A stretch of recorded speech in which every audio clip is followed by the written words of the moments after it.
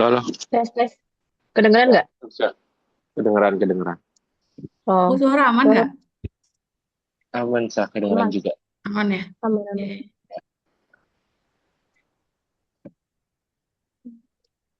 Oke. Oke. Tadi masuk berarti bisa langsung masuk kan ya? Bisa, bisa. Langsung. Oke.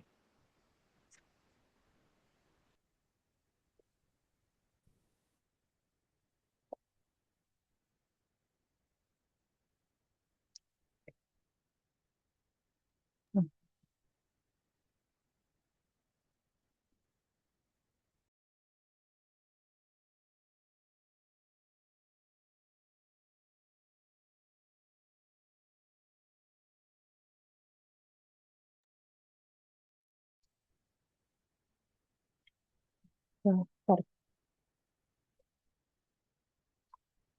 Durasinya berapa lama sih? Bentar. em, 1 jam ya kalau Eh, nggak salah. Itu satu satu jam ya? jam. Iya, Oke. ya kita. Bikin, bikin notes dulu. Bismillah.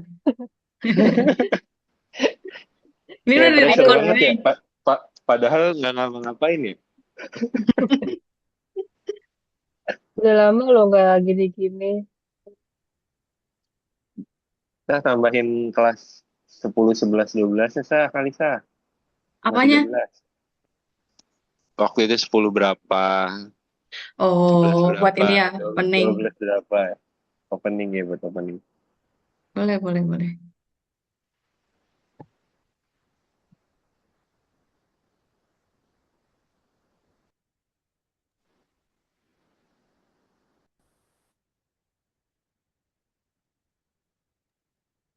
Terus nanti tanya jawabnya di ini aja ya, kolom chat aja. Di kolom chat boleh. Kalau ada yang mau langsung open mic juga boleh. Oke. Fleksibel aja sih. Semoga pertanyaannya nggak susah-susah ya. Bisa lah jawab lah. Kan udah pro trainer, Bu. Iya, Eh, benar. ya Jam ampun. terbangnya udah tinggi lah. Kalau pembicara belum tinggi jam terbangnya. Ya, nambahin inilah ini Iya portfolio. benar. Benar. Ya Allah.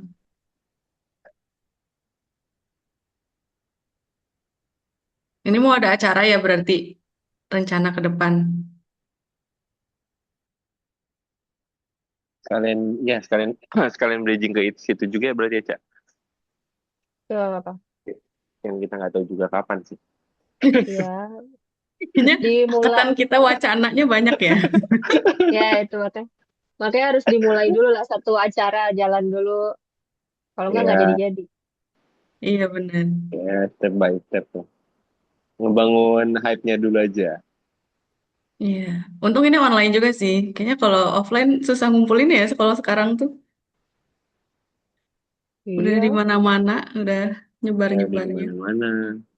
Area juga mungkin terbatas. Ya, Mm-mm, waktunya juga ini juga. bener.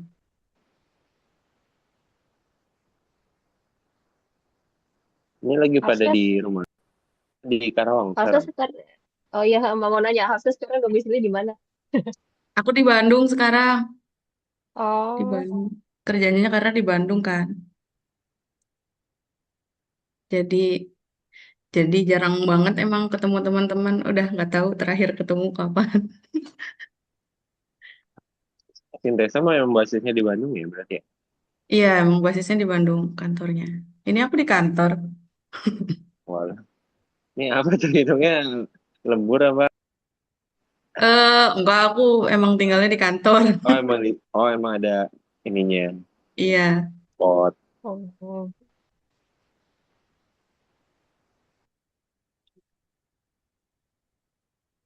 Kalau Ica di mana? Di Bogor? Bogor di Ciamas. Wah, masih orang Bogor ya.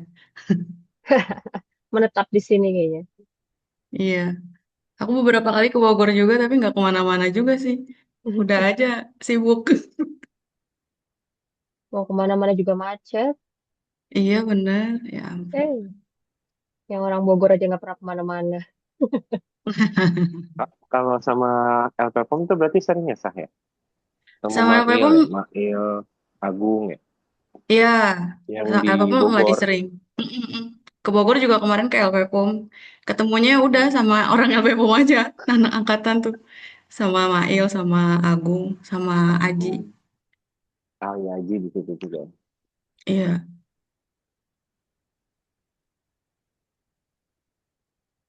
gitu ya ternyata dewasa tuh. Udah Udah gak? susahnya nyari waktu. Ya pasti ada prioritas masing-masing sih. Iya benar.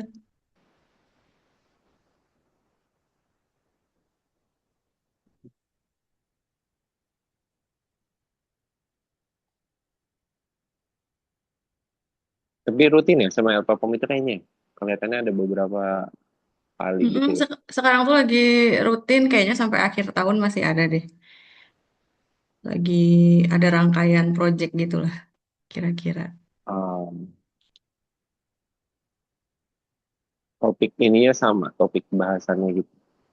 Hmm, beda-beda sih. Oh, Beda-beda. Ada beda-beda. training-training kan. Kemarin tuh Hmm. sempat ada training leadership, terus nanti training HR. Nah, barangkali Asad nanti di tempat kerjanya di kantornya mau ada training, boleh nanti hubungi Sintesa. Coba kita lihat. Bisa sih. Bisa sih. Yang penting mah ini aja aku mah. Pitching aja dulu. Closing mah urusan belakangan.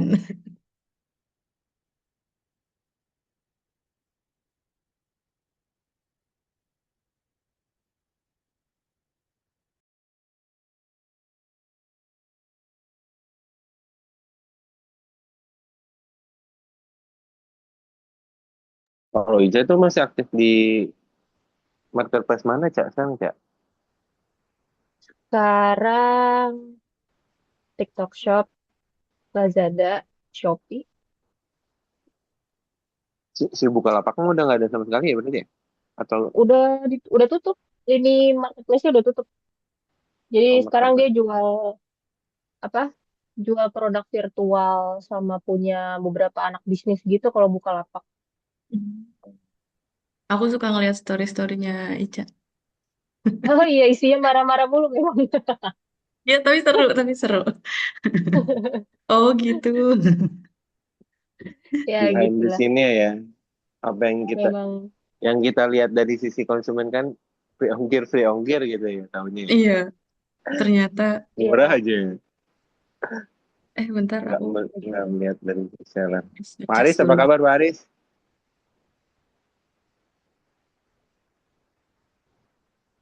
Halo, Assalamualaikum. Punten baru gabung. Waalaikumsalam. Emang belum Waalaikumsalam. mulai sih, Pak. Bentar ya. Sok aja mangga dilanjut ya, Sat. Oke, siap, Baru siap. banget sampai rumah. Bersih-bersih dulu sebentar ya. Siap, siap, siap. Wih, Siap-siap. mantap Haris. Ngaman, ngaman.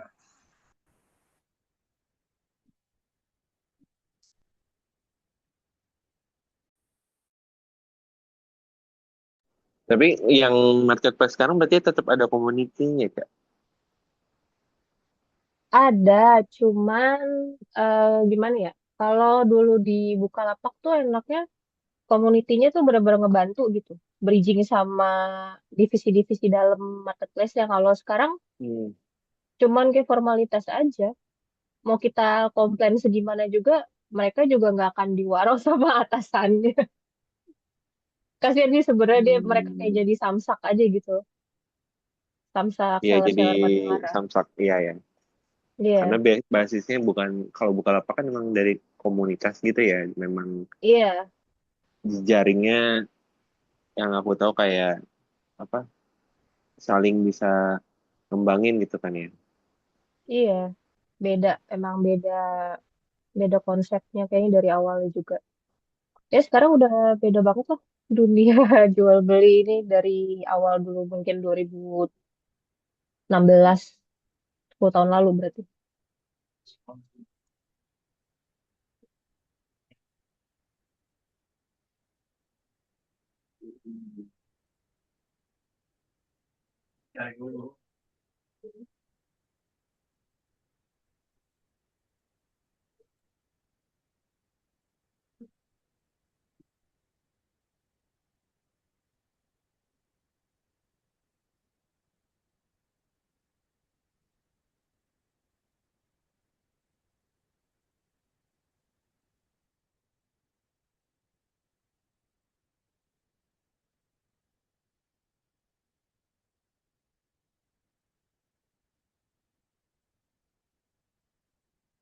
Nih Hafsa kalau misi paling jauh kemana Sah? Sekarang Sah?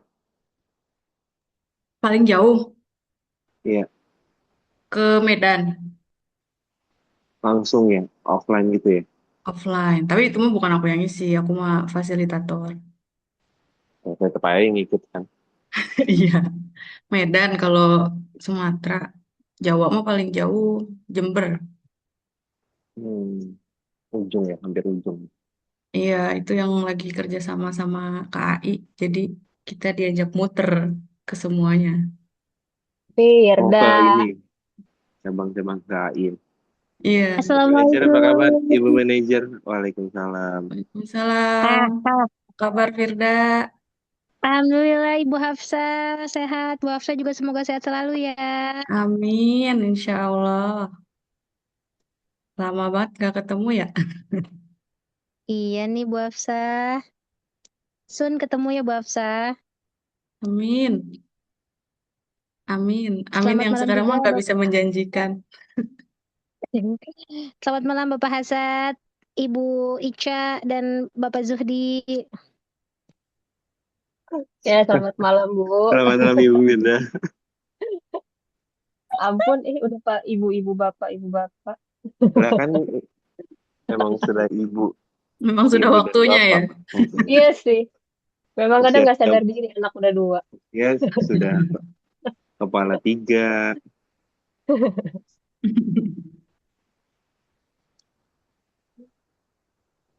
Sama aku aja udah berapa? 17 tahun. 6, 14 tahun lalu lulus. Ya, dari 2008 -nya malah kan, 18 tahun sekarang.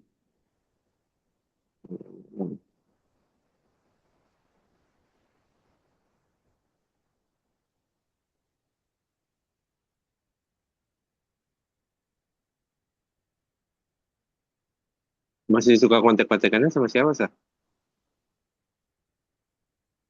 Yang Siapa? ketemu aja. Aku, Iya, Hafsah. iya. Soalnya Asad sah juga.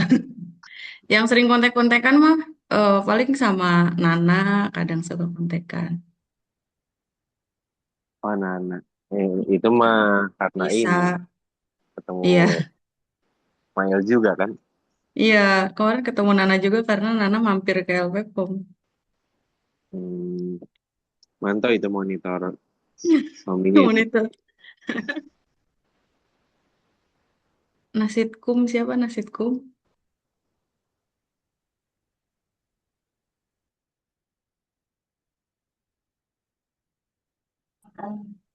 Damang Hafsah. Siapa Nasitkum? Kenapa aku tidak ingat? Ini bukan nama asli ya?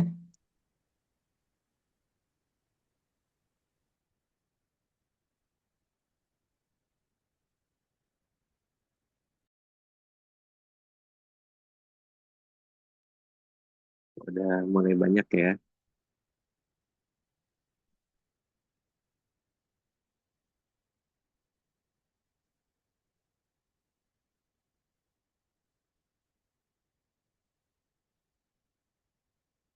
Nah, Setkum dibalik Sah bahasanya Sah. Baru enggak. Dibalik. Gimana Pak Mukti? Bentar, Gimana bentar. Pak Mukti? Oh, ya Bisa, Allah. bisa. Mukti. Karena Pak Bima Arya. Kalau udah malam disuruh mikir ya, aduh udah error. Kenapa? Walah, sehat. Siapa sih? Mukti itu mirip siapa sih yang rame banget dulu? Bima Arya. Iya, ya Allah, itu wali kota Bogor ya. Aman Udah jadi Bogor? wamen. Wamen, Oh wamen. iya, wah, udah gak ngikutin.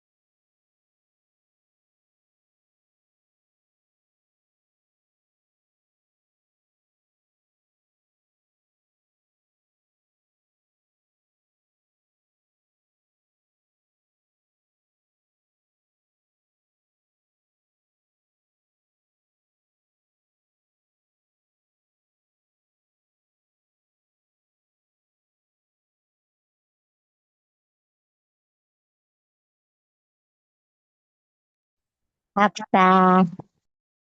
Halo Ndin, sehat?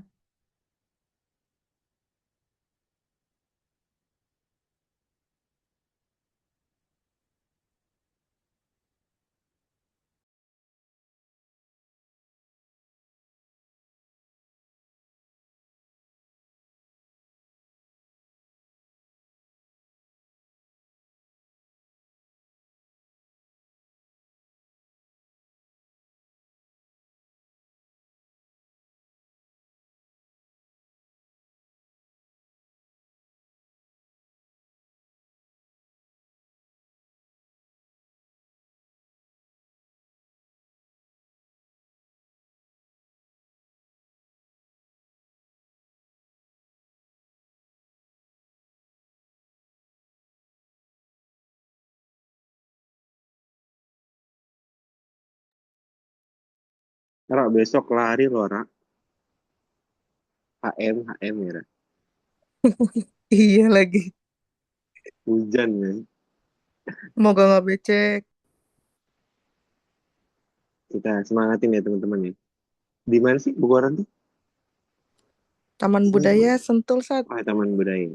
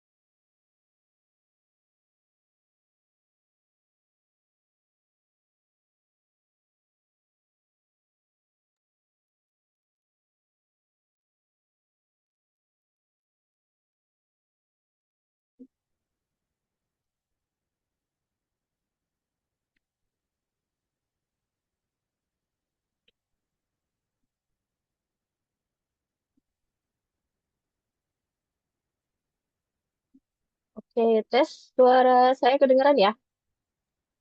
Aman. Oke, Assalamualaikum warahmatullahi wabarakatuh. Selamat malam teman-teman Negatron semua. Terima kasih nih yang udah menyempatkan diri buat hadir malam ini di sesi perdana dari Chef Talk. Oke, nah ada siapa aja nih yang udah hadir? 18, wow, lumayan. Ada Endin, Upit, Icang, Ismail, Farhan. Oh, Nadia Rati ada dua, rajin sekali. Nasitkum, aduh Bapak Nasitkum ini. Apa kabar Bapak Nasitkum? Ada Firda, Bapak Ceo Aris, Nika, ada Ulap, Tika. Oke, Alhamdulillah rame nih semuanya, senang banget. Oke, jadi teman-teman mungkin bingung nih, tiba-tiba ada Chef Talk. Apa sih ini sebenarnya ya Chef Talk? Tiba-tiba ada acara ajakan ini. Nah, acara ini sebetulnya diinisiasi beberapa teman 54 supaya kita nih punya wadah buat ngobrol, buat sharing sambil tetap dapat ilmu-ilmu baru. Karena teman-teman 54 ini kan udah banyak yang punya eh, keahlian di bidang masing-masing nih. Barangkali nanti kita bisa sharing-sharing biar dapat ilmu baru. Ke depannya, mudah-mudahan nih bisa rutin kita adakan dengan lebih banyak tema. Dan kalau teman-teman punya usulan tema, bisa banget diobrolin di grup ya. Oke, di sesi perdana ini kita ambil tema psikologi atau lebih tepatnya self development. Teman-teman mungkin ada yang udah kebayang belum? Self development itu kita tentang apa sih atau kita ini mau ngomongin apa? Boleh ngobrol di kolom chat atau ada yang mau on mic?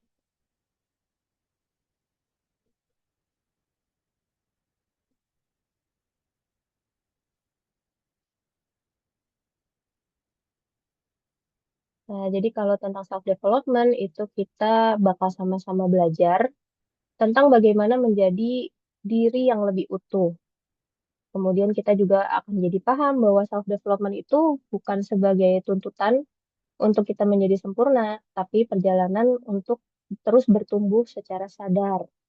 Nah, kayaknya nih di usia kita yang udah kepala tiga ya teman-teman, walaupun lagi prime time ya, lagi di puncak-puncaknya dari segi karir, dari segi kesehatan, dari segi semangat, tapi tanggung jawab kemudian eh, dinamikanya itu juga luas banget. Jadi penting sekali kalau kita tuh harus paham diri kita itu seperti apa. Nah, untuk membahas ini akan dipandu oleh salah satu teman kita yang berkecimpung di bidang psikologi. Ada Hafsah. Ya, Hafsah ini adalah trainer konselor, konselor di Sentesa Wellness. Hafsah, apa kabar Hafsah? Alhamdulillah. Sehat. Ica sehat ya. Ya, Alhamdulillah sehat. Nah, Hafsah mungkin boleh cerita sedikit nih, gimana kegiatannya di Sentesa Wellness nih, sebagai apa, terus ngapain aja nih sebagai konselor. Oke, sebelumnya makasih ya Ica udah nganterin pembukaan di malam ini dan makasih juga buat teman-teman yang udah menyempatkan waktunya untuk join di malam minggu ini yang mungkin malam minggu biasanya diisinya sama keluarga ya, kumpul keluarga, lagi bercengkrama atau mungkin masih ada yang makan malam. Tapi terima kasih sebelumnya udah menyempatkan diri untuk hadir. Gak apa-apa, sambil berkegiatan masing-masing juga gak apa-apa. Tapi kalau misalnya nanti yang mungkin bisa untuk eh, lebih apa ya engage gitu ya boleh kalau misalnya nanti di tengah-tengah ada yang mau cerita atau ada yang mau sharing, ada yang mau chat-chat juga. Nah sebelumnya mungkin aku adalah alumni Smakbo yang melenceng ya Ica. Kayak dari kimia kan sebenarnya dan S1 aku juga sebenarnya masih kimia gitu tapi ternyata kehidupan membawa aku pada arah yang nggak disangka-sangka ternyata malah akhirnya nyemplung di psikologi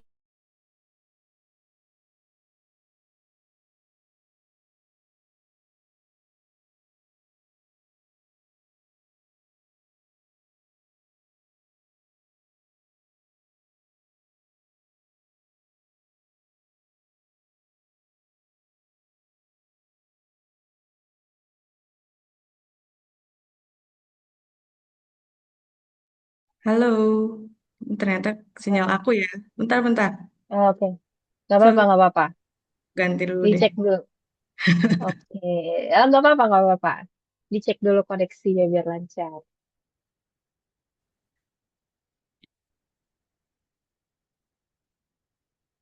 Oke, udah aman ya? Udah kedengeran suara aku lagi, Ica? Aman. Aman-aman. Oke, Oke. makasih. Udah oke. Oke, Farahna, saya lama banget nggak ketemu. Nah, seneng banget ya akhirnya bisa ketemu lagi sama teman-teman di sini. Meskipun mungkin setelah lulus jarang banget yang bisa diketemuin gitu ya. Beberapa teman-teman aja mungkin beberapa masih suka ketemu, tapi yang lain sisanya mah udah nggak pernah ketemu dan seneng banget akhirnya diadain self talk. Bukan self talk ya, chef talk, tapi jadi kayak self talk ya kalimatnya.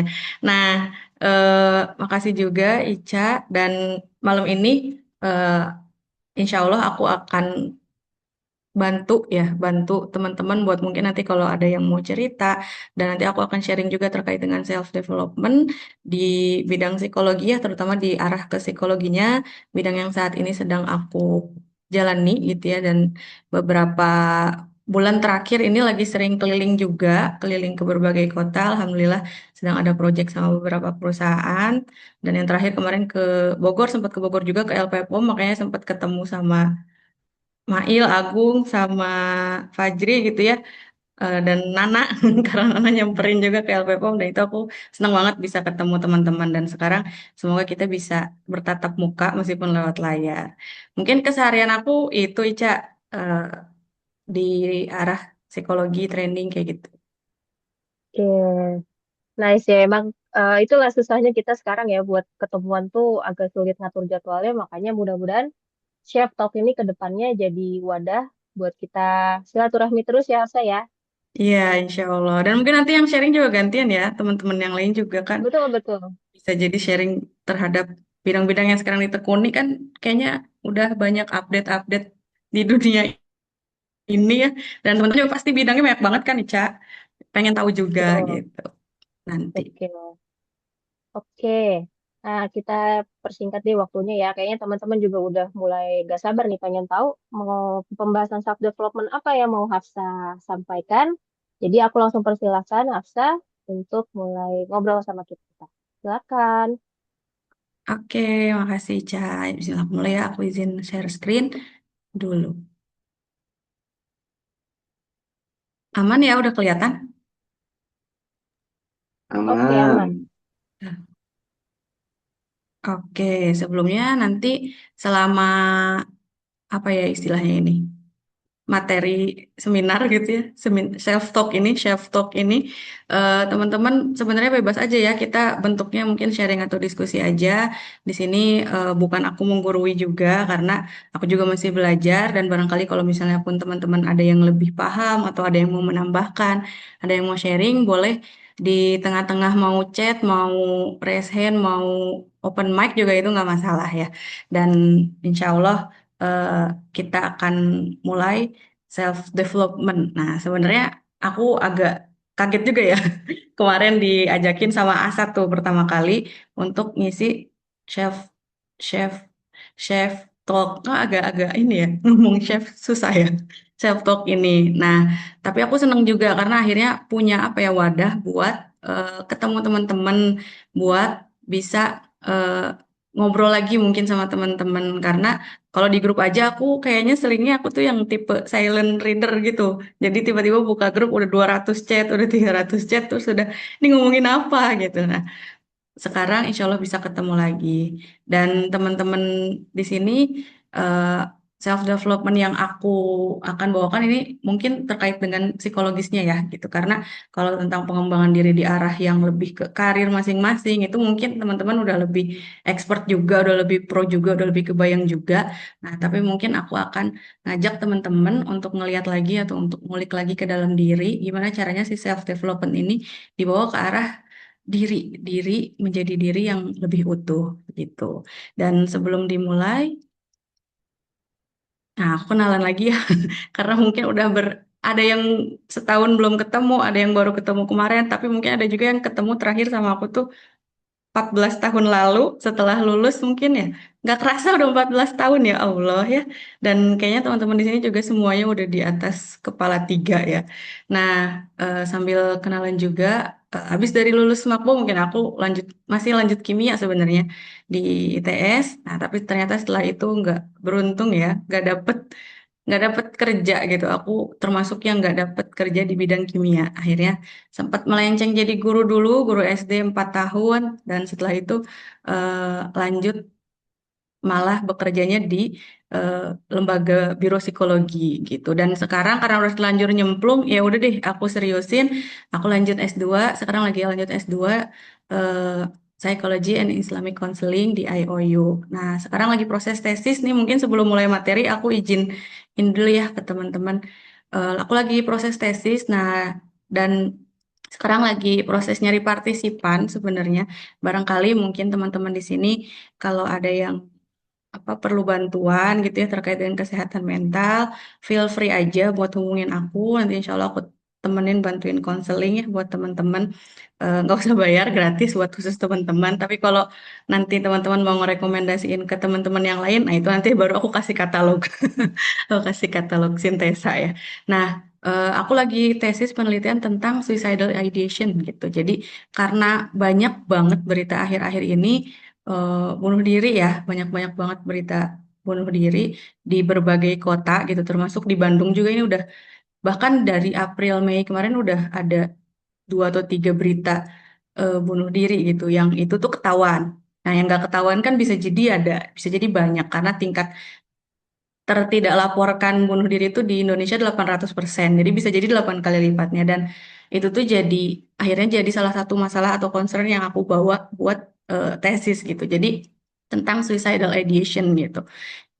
Tentang seseorang yang mungkin punya pikiran untuk bunuh diri atau bahkan sekedar pikiran untuk capek menjalani hidup atau bahkan pikiran yang udah nggak pengen hidup lagi, nggak pengen hidupnya lebih panjang lah kayak gitu. Nah, mungkin kalau teman-teman merasakan hal seperti itu dari segi apa ya, temannya teman-teman gitu ya, sebagai support system aku mau bantu secara personal gitu. Tapi kalaupun memang ada yang bersedia buat jadi partisipan untuk penelitian aku, eh, hubungin aku aja juga boleh gitu. Jadi semoga itu jadi salah satu ikhtiar yang bisa dilakukan gimana caranya supaya eh, masyarakat Indonesia khususnya bisa menjalani hidup dengan lebih baik dan lebih bermakna gitu. Itu sedikit intermezzo aja ya teman-teman. Nah, selanjutnya mungkin pengalaman aku sekarang eh, jadi konselor kesehatan mental yang baru ya. Kliennya juga baru hampir 50, belum banyak gitu, belum kayak konselor-konselor yang profesional, masih belajar.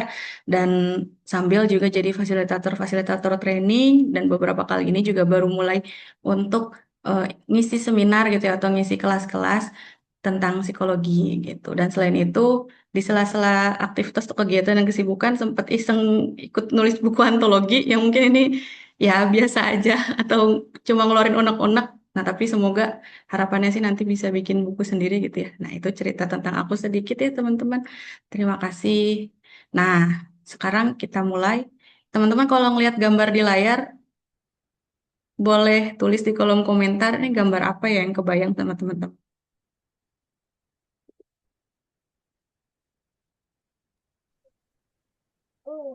Biji semangka. Biji semangka. Apa tuh? Iya. Kyogre apa tuh?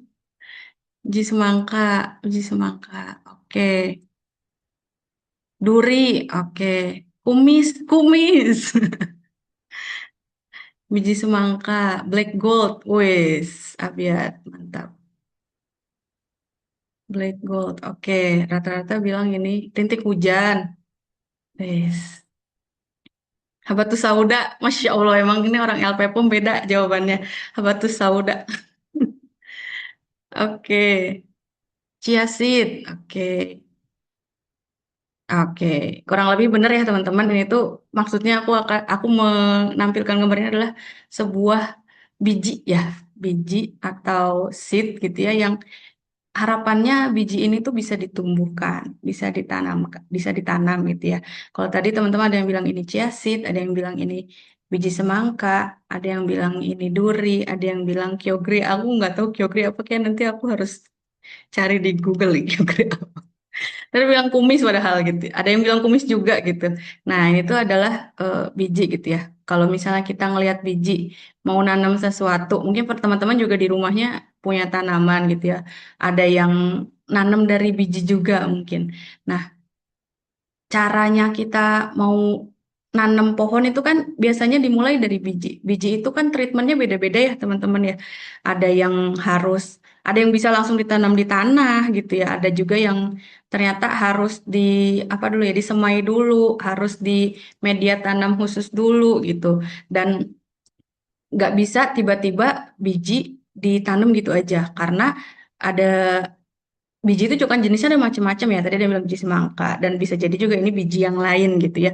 Biji-biji tanaman lain.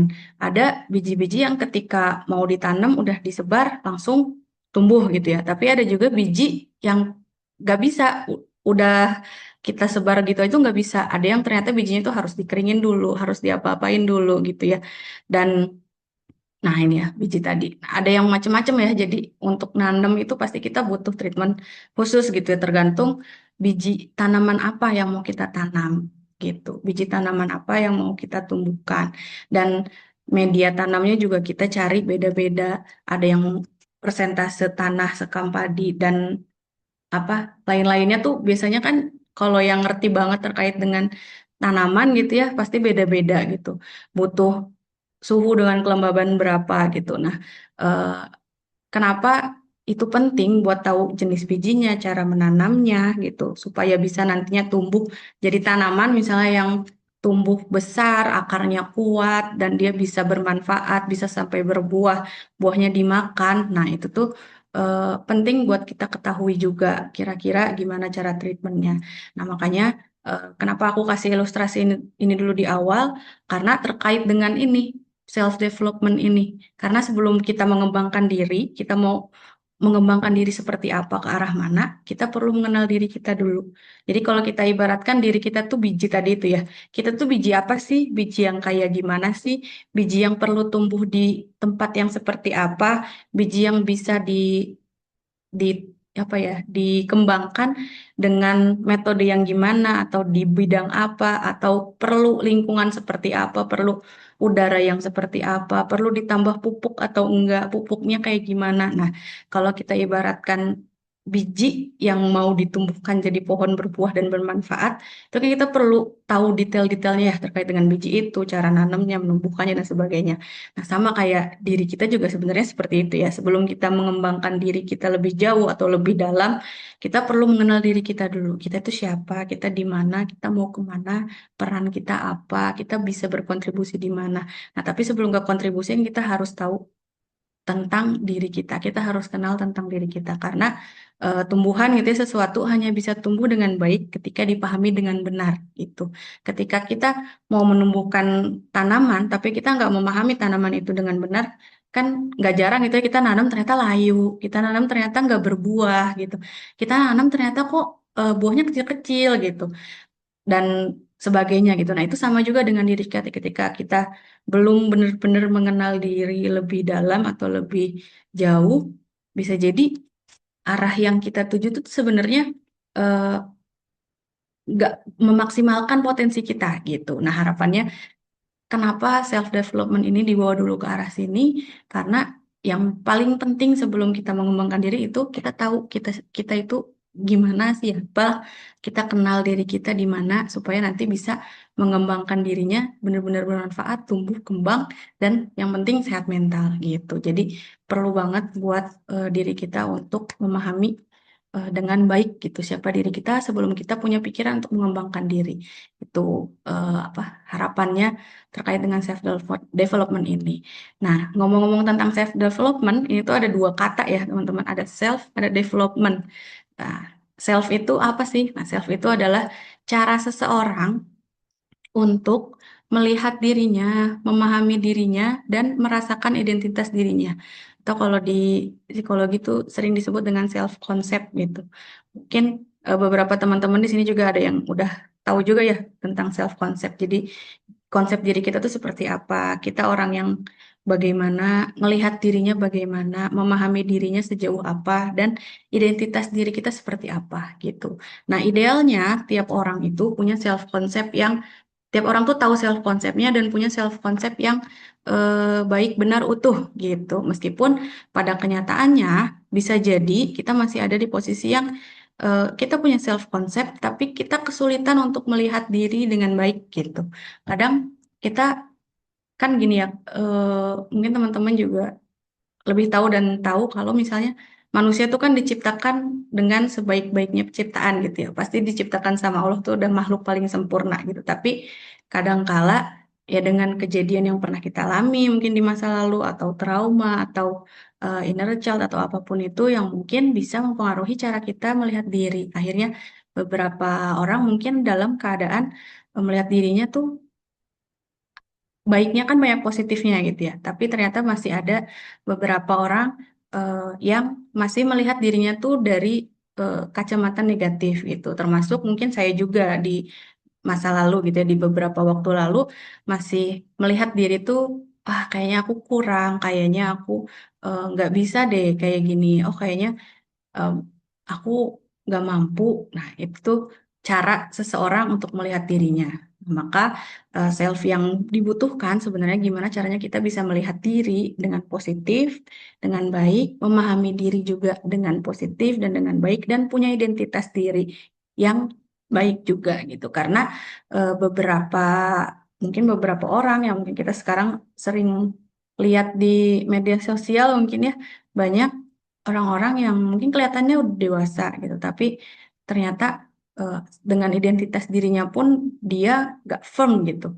Ada orang-orang yang mungkin nggak tahu identitas dirinya apa, siapa gitu, yang mungkin memilih akhirnya eh, nggak tahu mau ke arah mana gitu, atau bahkan seperti kayak agama pun juga gitu ya, ada orang-orang yang nggak bisa menentukan identitas agamanya itu agama apa, milihnya ada yang ateis, mungkin ada yang agnostik dan sebagainya macam. Nah ini tuh masuk ke dalam bahasan self concept juga, gimana cara kita benar-benar menjadi diri yang utuh tuh gimana, kita harus bisa melihat diri, memahami diri, dan merasakan identitas dirinya. Dan bukan hanya tentang siapa aku juga gitu, gimana menilai diri, gimana aku merasakan keberadaanku, gimana aku memaknai pengalaman-pengalaman dalam hidup kita gitu ya.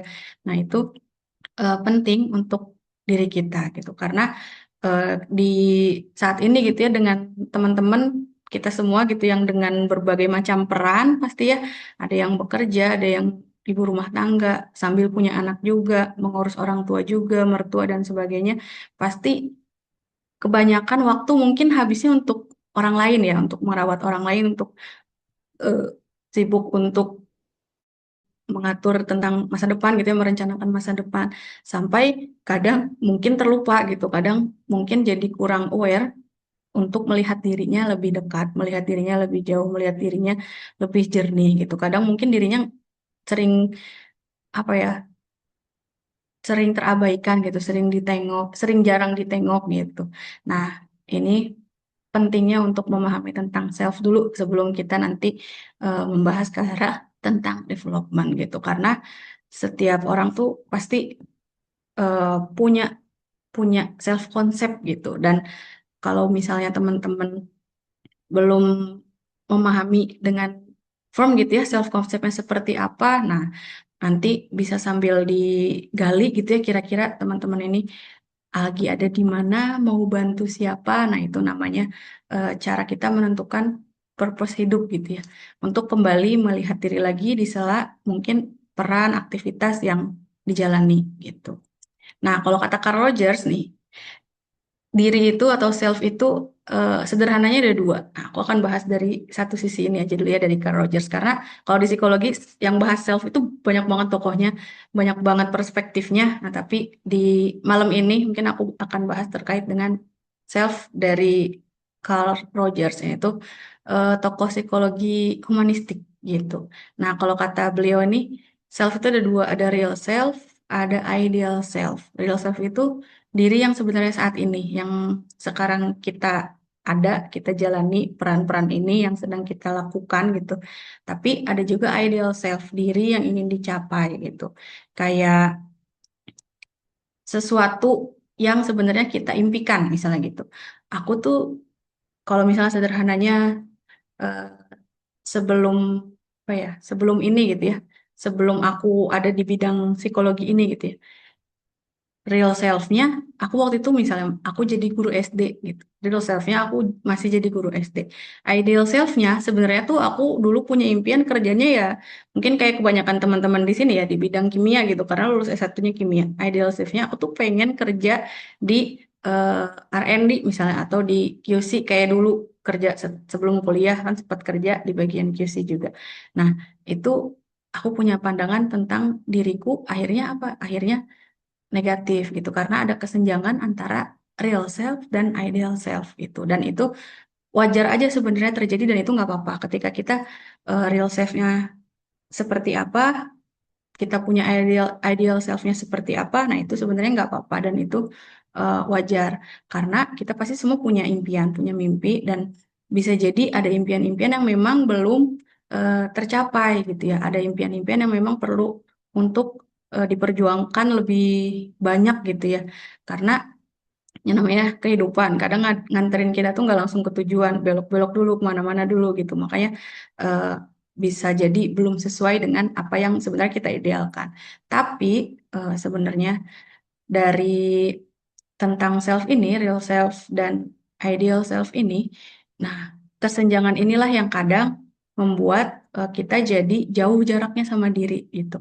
yang punya real self dan ideal self itu normal, tapi yang dihindarkan gitu ya, maksudnya yang jangan sampai kejadian adalah ketika kita ada di real self, tapi kita nggak mengakui kita tuh ada di real self gitu. Di kepalanya terus terbayangnya ideal self, ideal self, ideal self gitu. Maka yang penting kita ketahui saat ini dulu adalah, kalaupun misalnya real self-nya belum bisa seperti ideal self, minimal kita mengakui dulu posisi kita saat ini. Oh, kita sedang ada di sini. Oh, sebenarnya saat ini aku tuh ada di sini, sedang ini, profesinya ini, misalnya seperti itu. Sedangkan aku punya ideal self ini gitu. Dengan memetakan itu juga sebenarnya itu udah salah satu poin untuk kita tetap terjaga kesehatan mentalnya gitu. Kita sadar bahwa ada gap antara real dan ideal gitu kan. Dan kenapa kita penting juga buat tahu ada gap real dan idealnya? Karena kita sebagai manusia kan selalu bertumbuh. Nah, disinilah nanti masuk development gitu. Gimana caranya kita bisa terus bertumbuh gitu. Dan tujuannya kan pasti ke ideal self-nya ya, diri yang ingin dicapai. Mimpi apa yang belum tercapai misalnya. Pengen apa misalnya ingin mendirikan sekolah, misalnya ada seseorang yang dirinya saat ini tuh dia misalnya cuma sebagai guru gitu ya, tapi dia tuh sebenarnya impian yang pengen dicapai idealnya aku tuh orang yang bisa punya sekolah gratis misalnya untuk siswa-siswa di mana gitu, yang siswa-siswa yang mungkin kurang mampu dan sebagainya gitu. Itu kan ada gap ya, ada real self dan ideal self gitu. Dan gimana caranya supaya tetap hidup lebih bermakna adalah dengan memaknai bahwa memang masih ada gap itu dan aku akan menuju ke arah sana gitu. Jadi gimana caranya supaya si ideal self-nya itu nggak jadi merusak gitu. Karena yang mungkin terjadi pada beberapa orang adalah real self-nya belum mencapai real self-nya seperti apa, targetnya ideal self, tapi dia tuh apa ya istilahnya? Pengen ideal tapi fokusnya hanya ke idealnya saja gitu. Sedangkan realnya nggak di-maintain dengan baik, nggak dijaga dengan baik. Akhirnya dirinya terabaikan juga yang di realnya dan itu yang membuat bisa jadi eh, apa kesehatan mentalnya mungkin jadinya terganggu gitu ya. Jadi dia ngerasa stres karena nggak bisa mencapai si idealnya itu. Oke. Nah, karena kita udah tahu nih gap antara real dan ideal, maka kita butuh development tadi itu kan, self development. Masuklah kita ke development. Apa itu development? Yaitu proses perubahan dan pertumbuhan yang berlangsung sepanjang hidup ya teman-teman. Jadi eh, nggak berhenti di satu tingkat, dua tingkat aja gitu ya, tapi sepanjang hidup. Dan ini luas banget ya kalau secara psikologis. Apa aja yang bisa berubah dan bertumbuh? Emosi, pikiran, perilaku, relasi sosial, identitas, moralitas gitu. Dan harapannya dari development ini kan perubahan atau pertumbuhan yang lebih baik ya, yang bertumbuh, yang semakin istilahnya kalau tangga mah naik gitu. Meskipun pada realnya bisa jadi naik turun fluktuatif itu tuh wajar juga. Tapi target panjangnya tentu saja kan ke arah yang makin baik ya gitu. Kalau misalnya dilihat target terakhir kehidupan kemana sih gitu? Mati kan, meninggal gitu. Tapi setelah itu apa yang mau dicapai kan pengennya masuk surga ya kan.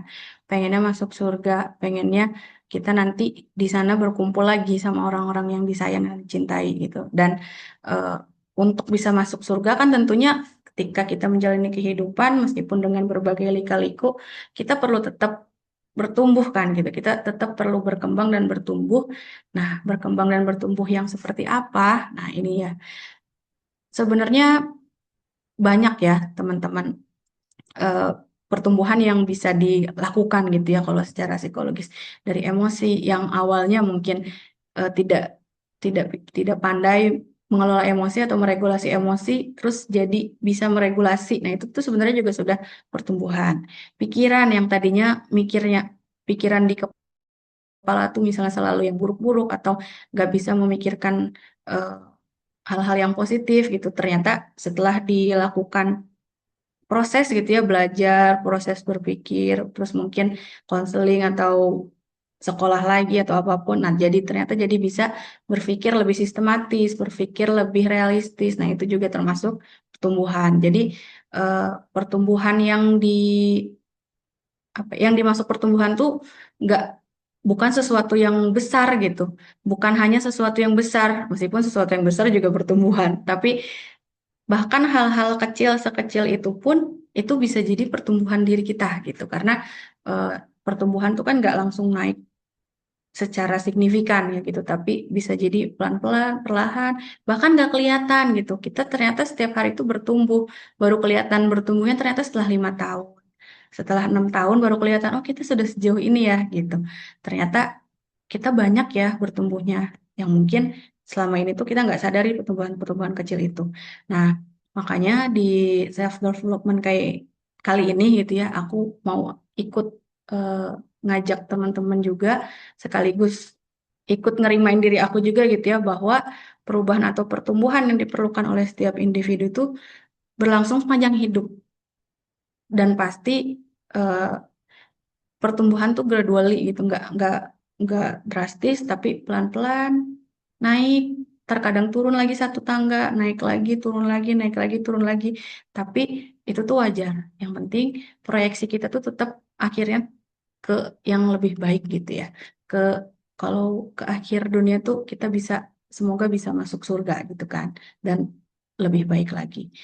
Nah, kalau kata Erik Erikson nih yang tentang development ini, diri kita tuh berkembang sepanjang tahap kehidupan melalui pengalaman sosial dan krisis perkembangan gitu. Dan mungkin teman-teman kan banyak yang udah punya anak ya, mungkin udah pernah lihat ini juga mungkin ya Erikson Psychosocial Stage gitu ya.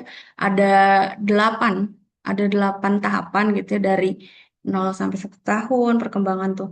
1 sampai 3 tahun early childhood, 3 sampai 6 tahun, 7 sampai 11 tahun, 12 sampai 18 tahun adolescence, remaja gitu, atau early adulthood lanjutnya 19 sampai 29 tahun, middle age 30 sampai 64 tahun. Nah, kayaknya kita di sini semua masuk middle age ya. Udah di atas 30 semua ya kayaknya. Angkatan kita Maya udah nggak ada yang depannya 2, udah depannya 3 semua. Nah, kita tuh masuk middle age yang ternyata kalau dari apa ya, tahapan perkembangan Erikson ini udah tahap 7. Udah tahap 7 dan terakhir ini old age di atas 65 tahun. Tapi yang perlu kita apa ya? Saya masih 19 ya Allah. 19 tambah berapa tuh Fahri? Ini ya, menolak tua, pengen muda terus. Nah, kita kan udah sebenarnya kita udah di tahap 7 ini ya, middle age gitu. Yang harusnya harapannya kita udah bisa contribute to society and be part of a family gitu. Kita eh, berkontribusi ke lingkungan masyarakat gitu ya dan jadi bagian dari keluarga. Jadi bagian dari keluarga ini baru itu kudu sadar sama real self. Oke. Nah, ini tuh kita sebenarnya udah di tahap itu ya seharusnya gitu. Tapi kenapa slide ini aku tampilin juga karena mungkin teman-teman juga udah banyak yang berkeluarga gitu ya dan mungkin nggak hanya melihat materi ini ke diri sendiri ya, bisa jadi teman-teman juga nanti bisa menggunakannya atau mengaplikasikannya untuk anak-anaknya misalnya gitu, atau mungkin yang ada keluarga, ada adik yang masih remaja juga bisa, atau kalau misalnya keponakan-ponakan itu juga nggak apa-apa. Nah, kita tuh ada di middle age gitu, tapi apakah memang tahap perkembangan kita tuh udah sampai middle age gitu kan, itu perlu kita evaluasi gitu ya, perlu kita lihat. Nah, di middle age gitu virtue-nya tuh care, jadi kita tuh harapan dari tahapan perkembangannya itu kita udah bisa jadi seseorang yang care, bisa contribute to society and be part of a family gitu. Tapi hal ini yang di tahap ini bisa jadi akan terkendala, bisa jadi akan terhambat ketika tahapan-tahapan perkembangan di sebelum-sebelumnya itu ada kendala gitu. Jadi makanya apalagi yang mungkin udah punya anak gitu ya, bisa di apa namanya, diperhatikan lagi gitu ya, dicek, dan perlu pendampingan antara suami istrinya gitu. Kira-kira tahapan perkembangannya sudah terpenuhi atau belum? Karena yang tidak terpenuhi itu akan bisa jadi terkendala. Jadi istilahnya PR perkembangan kan gitu. Ada PR perkembangannya di 0 sampai 1 tahun itu tuh ada konflik yang terjadi, yaitu trust dan mistrust. Gimana caranya gimana si bayi ini tuh bisa merasa percaya dengan lingkungannya gitu. Dengan yang orang-orang yang mengasuhnya, dengan ibunya, ayahnya, keluarganya, keluarga besarnya yang tinggal, terutama yang tinggal setiap hari. Gimana caranya lingkungan yang ada di sehari-hari yang dialami oleh anak tersebut itu membentuk kepercayaan, membentuk trust. Nah, ketika trust ini sudah terbentuk, maka basic needs-nya sudah terbentuk juga, sudah dipenuhi juga semuanya gitu ya, baik secara fisik ataupun afeksi ataupun perasaannya. Nah, makanya nanti anak itu akan merasa aman terhadap dunianya gitu. Tapi ketika misalnya di 0 sampai 1 tahun belum terpenuhi, entah dari basic needs-nya yang masih belum memenuhi ataupun dari afeksinya juga belum full gitu ya, bisa jadi anak itu akan mulai membawa membawa rasa cemas gitu, karena kepercayaan terhadap sekitar dan lingkungan dan kepercayaannya di dunia ini akan berturun gitu. Jadi biasanya orang-orang yang punya anxiety disorder gitu ya, yang punya gangguan kecemasan, itu tuh biasanya ada pengaruh dari perkembangan individu tersebut di usia 0 sampai 1 tahun gitu. Karena yang terjadi di setiap tahapan perkembangan ini tuh akan kebawa terus sampai tahap akhirnya kalau hal tersebut nggak diatasi atau nggak diselesaikan gitu. Nah, itu di 0 sampai 1 tahun. Kemudian di 1 sampai 3 tahun, ya kalau misalnya teman-teman nanti ada yang mau nambahin boleh banget ya gitu, atau ada yang mau ngoreksi mungkin aku kurang tepat, itu aman, boleh banget. Saling diskusi, saling sharing gitu. Barangkali teman-teman ada yang lebih paham gitu ya terkait dengan Erikson psychosocial stage. Nah, di usia 1 sampai 3 tahun itu konfliknya biasanya autonomi versus shame doubt gitu ya. Jadi gimana di usia segini tuh mulai belajar terkait dengan kemandirian. Nah, kemandirian ini kalau misalnya nanti sudah berhasil untuk mandiri di hal-hal sederhana kayak toilet training, bisa ngambil minum sendiri yang kayak gitu-gitu umur 1 sampai 3 tahun, itu akan membuat dia punya keinginan, punya keinginan untuk melakukan sesuatu. Nah, ketika itu berhasil untuk dilatih terkait dengan autonominya gitu. Tapi kalau misalnya nanti di tahap ini belum optimal gitu ya, ketika anak tuh mungkin istilahnya overprotective gitu ya. Protektif tuh bagus, tapi kalau misalnya overprotective bisa jadi menghasilkan secara psikologis anak itu nggak yakin sama dirinya gitu. Oh, aku nggak bisa ya gitu. Nah, hal-hal seperti ini bisa jadi kalau misalnya nggak terpenuhi si autonominya, itu bisa jadi akan terbawa bahkan sampai dewasa, bahkan sampai seusia kita gitu, seusia aku gitu. Dan ini sebenarnya aku alami juga gitu ya, ketika sekarang aku mengalami apa ya istilahnya, kondisi gitu ya, kondisi di saat aku tuh dikasih project misalnya, dikasih project. Pernah terjadi sama aku sendiri sebenarnya. Dikasih project, terus aku ngerasa kayaknya aku gak bisa deh ngerjain project sebesar ini gitu. Nah, ternyata setelah, padahal sebenarnya kapasitas aku bisa, dan misalnya atasan ngelihat aku tuh bisa, mampu gitu dari ngelihat keseharian semua pekerjaan yang aku lakukan selesai baik kayak gitu ya. Tapi ketika dikasih satu project gede, aku tuh nggak sulit gitu ya waktu itu untuk nerima project itu atau untuk percaya dengan aku untuk melakukan project itu gitu, untuk melaksanakan project itu. Kayaknya aku nggak bisa deh. Kayaknya kayaknya yang lain lebih ini deh, lebih bagus deh kayak gitu. Nah, padahal ternyata bukan dari kemampuan aku yang kurang gitu ya. Karena pasti kan ketika karyawan dikasih project sama atasan, pasti atasan udah menilai bahwa karyawan itu mampu kan gitu.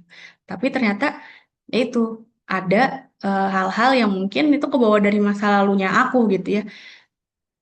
Ketika dihadapkan pada hal tersebut, yang muncul pertama tuh bukan, ayo coba deh gitu, masalah gagal belakangan, tapi ada keinginan untuk mencoba dulu gitu. Tapi yang muncul tuh bukan keinginan mencoba, langsung meragukan diri gitu. Nah itu tuh ternyata ada eh, efek-efek juga dari pengalaman aku di masa kecil gitu ya, terkait dengan ini. Kenapa tahapan ini penting banget gitu. Dan disitulah mungkin perlunya ketika kita udah ngelihat diri kita sendiri lebih dalam gitu ya, kita udah mau untuk belajar mengenal diri lebih dalam, ngelihat tentang kondisi diri, keadaan diri dan sebagainya, melihat gimana pola-pola yang kita kerjakan atau kita lakukan saat ini tuh ada yang maladaptif misalnya, ada yang enggak seperti seharusnya, atau ada life trap, ada yang enggak ada apa ya, ada kejadian negatif yang terus berulang. Nah, itu tuh bisa jadi salah satunya ketika misalnya dicek gitu ya, aku konseling, terus misalnya entah aku asesmen, oh ternyata ada hal-hal yang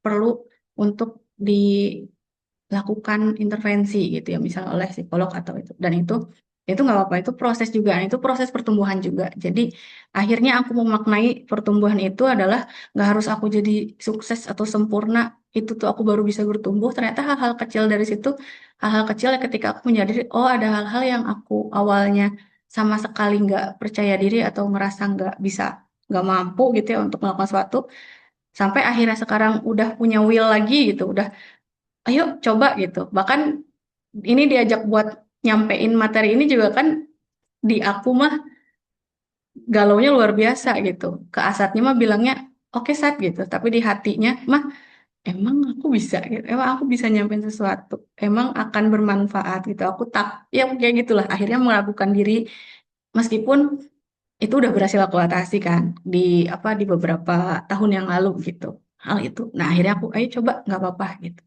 Nah, itu di 1-3 tahun efeknya tuh ke arah eh, sana gitu. Gimana kita bisa percaya dengan apa yang akan kita lakukan. Terus di usia 3-6 tahun juga ini ada konflik inisiatif versus guilt. Jadi ketika seorang anak, kan pasti anak umur 3-6 tahun kadang kita ngelihat kelakuannya ada-ada aja ya gitu. Kreatifnya tuh kadang luar biasa gitu. Tapi eh, nggak jarang juga mungkin kita ngelihat ada orang tua yang ketika anak mencoba melakukan ABC yang itu tuh di luar kebiasaan misalnya, kan sebenarnya punya pilihan ya sebagai orang tua, mendampingi, menemani, mengajarkan gitu ya. Tapi ada juga yang mungkin mungkin maksudnya baik gitu ya, khawatir kayak misalnya ada anak mainin colokan gitu ya. Dia pengen belajar eh, nyolokin blender, nyolokin kipas angin, mau motong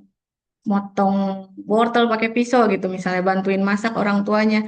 Sebenarnya kan itu inisiatifnya tinggi gitu, dan itu ada konflik itu inisiatif dan guilt. Tapi ketika lingkungan di sekitarnya, orang tuanya atau mungkin eh, teman-temannya ataupun guru-gurunya bukannya malah misalnya mengajarkan tapi malah jangan bahaya gitu. Nah, kalimat itu akhirnya kan membuat anak jadi yang tadinya antusiasme atau inisiatifnya tinggi, jadinya dia turunkan. Nah, ketika terjadi seperti itu, maka pengaruhnya kemana? Pengaruhnya ke purpose. Jadi ketika terjadi seperti itu, anak akan sulit untuk menentukan tujuan atau sulit menentukan keputusan. Jadi kalau misalnya berhasil, misalnya tuntas gitu ya di perkembangan tahap ini, anak tuh akan punya inisiatif yang besar gitu, bisa berani membuat keputusan gitu, berani ngambil keputusan gitu. Tapi ketika misalnya ada yang ketika dewasa tidak berani ngambil keputusan, takut, terlalu banyak eh, terlalu banyak memikirkan resiko dan lainnya, biasanya bisa jadi ada pengalaman di masa lalu yang eh, dia ketika berinisiatif akan sesuatu terhadap eh, lingkungan gitu ya, itu udah langsung dilarang misalnya kayak gitu. Nah, selanjutnya yang school age, nah ini perkembangan di sini itu tuh bisa membentuk self confidence gitu. Di mana self confidence itu kita terbentuk tuh di umur 7 sampai 11 tahun ini untuk bisa mempunyai kompetensi gitu ya. Ada rasa percaya diri juga untuk berusaha dan kompeten di suatu bidang misalnya gitu. Dan ketika ini nggak terpenuhi, nah biasanya muncul inferior, nggak percaya diri, insecure. Nah itu di usia-usia ini yang perlu eh, diperhatikan gitu ya. Nah, selanjutnya di masa remaja itu penentukan identitas gitu. Gimana seseorang remaja gitu, anak remaja bisa diizinkan misalnya sama orang tuanya untuk bereksperimen terhadap berbagai komunitas misalnya gitu. Ikut ngeliat ataupun diskusi terhadap berbagai bidang gitu ya.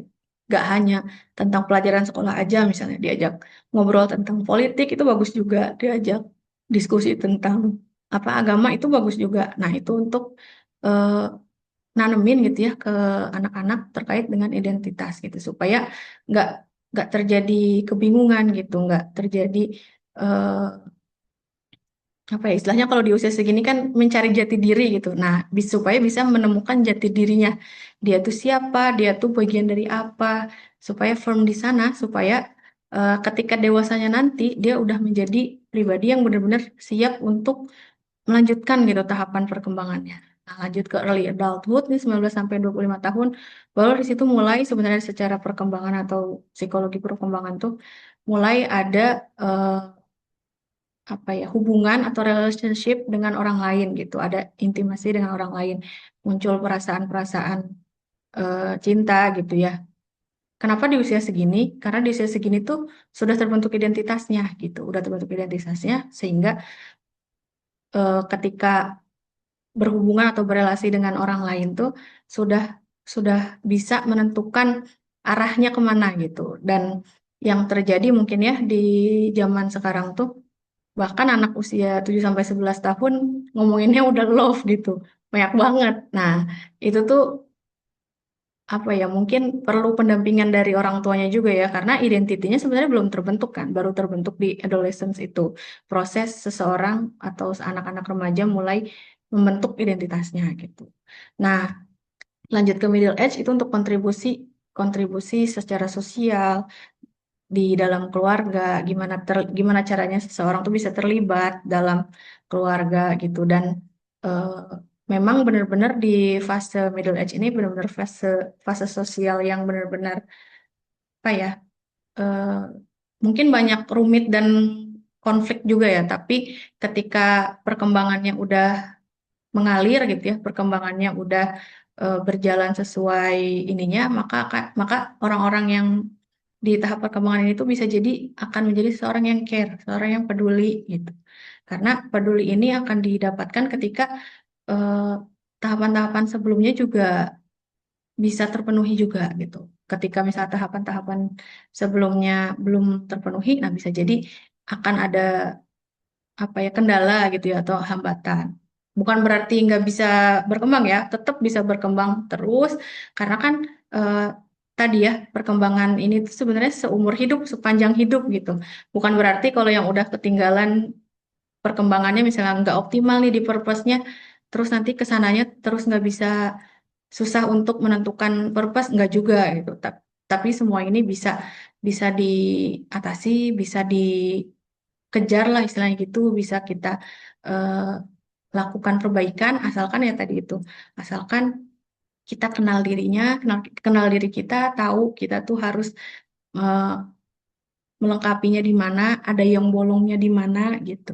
Nah, itu fungsinya. Nah, terus untuk terakhir yang old age itu tuh ketika seorang udah masuk fase gerontologi ya, udah di atas 65 tahun, udah lansia gitu. Di situ eh, biasanya konfliknya antara integrity versus despair gitu. Jadi ketika bisa benar-benar berkembang secara optimal gitu, maka benar-benar seseorang yang sudah mencapai usia di atas 65 itu bisa dalam gitu untuk memaknai kehidupannya gitu. Jadi eh, biasanya keluar banyak petuah-petuah, makanya kita ngelihat kalau mungkin contoh di Indonesia ada Pak B.J. Habibie ya gitu. Waktu beliau, yang kita kenal beliau sebagai ya ilmuwan gitu yang apa eh, membangun pesawat gitu ya luar biasa. Kontribusinya di Indonesia juga luar biasa yang sempat naikin nilai rupiah lagi setelah waktu itu krisis moneter gitu. Nah, beliau kan sebenarnya sudah di usia yang old age ya, tapi karena beliau luar biasa tercapai itu wisdom itu gitu. Meaningnya benar-benar kerasa nggak hanya untuk dirinya tapi juga untuk banyak orang gitu ya, untuk banyak orang kerasa apa kehidupannya, jalan kehidupannya kita pelajari juga gitu. Nah, ini tahapan-tahapan pengembangan yang mungkin perlu kita cek juga ya gitu untuk diri kita sendiri terutama gitu. Dan kalaupun misalnya ada kita menemukan kendala nih pada suatu kejadian di kehidupan gitu. Nah, nggak apa-apa banget kalau misalnya kita eh, mulai untuk cek gitu ya, entah itu lewat misalnya konseling ataupun misalnya mau cek secara eh, asesmen misalnya boleh juga gitu. Dan makanya self development itu nggak sesederhana itu juga sebenarnya. Meskipun yang nggak sesusah itu juga. Kita bisa mulai pelan-pelan untuk proses sadar, untuk mengenal, menerima, dan mengembangkan potensi diri agar kita itu dapat menjalani hidup secara lebih bermakna. Karena intinya itu kita bisa menjalani hidup lebih bermakna gitu. Dan bisa menjalani hidup sesuai dengan apa yang pengen kita jalani gitu. Kita bisa memaknai kehidupan dengan sepenuhnya gitu dan harapannya juga kan kita juga ikut bantu orang-orang sekitar juga untuk sama-sama saling berkembang bareng-bareng gitu ya, bertumbuh bersama-sama. Nah, dari mana kita mulainya gitu? Nah, bisa jadi diawali lewat peningkatan kesadaran diri. Nah, self awareness ini juga eh, penting dan ketika kita punya self awareness itu sebenarnya udah bagian dari pertumbuhan gitu, bagian dari perkembangan gitu. Karena bisa jadi sebelum ini kita belum sadar gitu, nggak aware gitu, nggak tahu apa yang terjadi dengan diri, ngerasanya baik-baik aja, ngerasanya aku hidup dengan normal gitu ya, setiap hari misalnya kerja, setiap hari bisa ngurus rumah misalnya gitu. Tapi kok di hati kerasanya hampa ya, kosong ya, ada yang hilang ya. Nah, ketika kita menyadari, oh kayaknya kok hatiku nggak apa hampa ya kayak ada yang hilang kita sadar itu juga itu udah self awareness itu udah punya self awareness itu udah sebuah perkembangan gitu karena bisa jadi ada orang-orang yang bahkan bahkan dirinya nggak sadar kalau dia nggak baik-baik aja gitu menyadari diri kita nggak baik-baik aja itu juga sudah sebuah perkembangan untuk apa untuk nanti bisa berkembang lebih jauh lagi nah bisa dari pengelolaan emosi bisa jadi dari pengembangan potensi juga dari pembentukan identitas dari pertumbuhan personal nah ini tuh bisa jadi apa ya eh, poin-poin yang mungkin bisa kita cek untuk perkembangan diri kita. Kita kayaknya butuh untuk dikembangkan atau butuh untuk diperbaiki, disadarkan di sebelah mana gitu. Nah, ini eh, poin-poin yang mungkin bisa kita cek lagi ke diri kita. Kita lihat lagi ke diri kita apa yang kurang selama ini, apa yang perlu ditambah, apa ada yang bolong apa di dalam diri ini gitu. Karena kadang kalau udah dewasa tuh udah fokus sama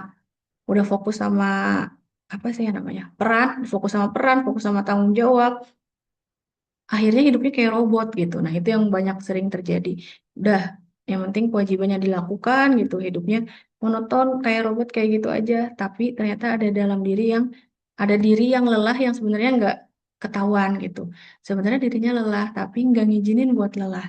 Nah, bahkan mengizinkan diri untuk lelah juga itu udah masuk ke dalam tahap apa ya, pertumbuhan kita atau perkembangan kita, masuk lagi ke self awareness. Berarti kita sudah mulai aware sama diri gitu sebelum kita eh, melakukan action yang lebih lanjut gitu ya, melakukan pengembangan diri yang lebih dalam lagi.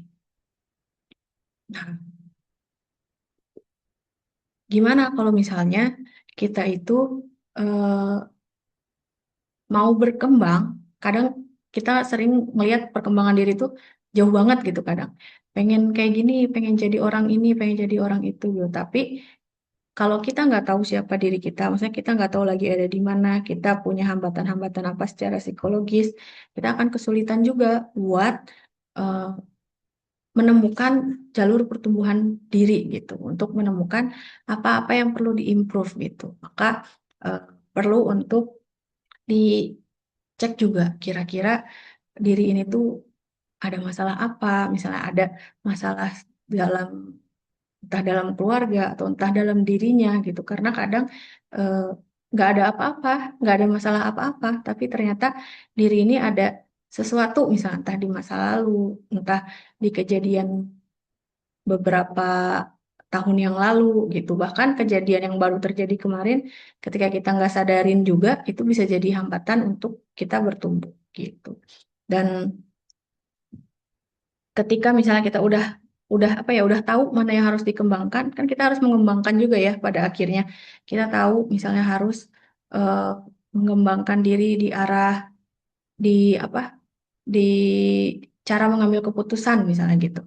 Nah, berarti kan kita harus ngelatih juga ya gimana caranya supaya kita bisa berani untuk ngambil keputusan. Ketika misalnya kita udah tahu nih diri kita gini gini gini gini, aku pengen nambah suatu skill misalnya. Nah, untuk bisa nambah suatu skill itu kita harus sadar juga kan sebenarnya, oh skill itu diperlukan untuk aku berkembang ke arah mana, untuk bisa aku tujuannya ke arah mana gitu. Karena pada akhirnya yang mau dicapai kan si ideal self-nya tadi itu ya teman-teman. Gimana caranya ngebawa dari real self-nya kita untuk mencapai ideal self-nya kita gitu. Karena ketika kita hanya fokus di real self aja, sebenarnya itu kurang baik juga. Kenapa? Karena sulit untuk menambah motivasi untuk bertumbuh. Ya udahlah kayak gini aja, udahlah nggak usah muluk-muluk. Nah kadang kan eh, mungkin pernah mikir gitu atau mungkin ada orang-orang yang mikir gitu. Nah itu sebenarnya yang menghambat diri kita juga. Nah, makanya punya ideal self itu baik, tapi tanpa mengesampingkan pandangan kita atau realitas saat ini di real self kita seperti apa.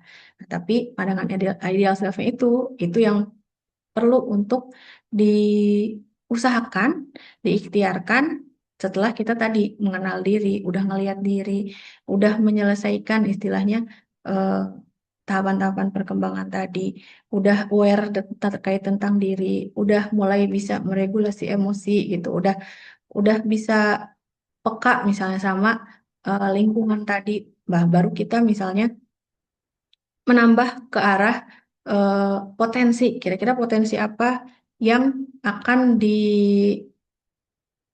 didalami gitu. Nah, ini ada satu teori lagi, self determination theory, namanya dari Edward Deci gitu ya.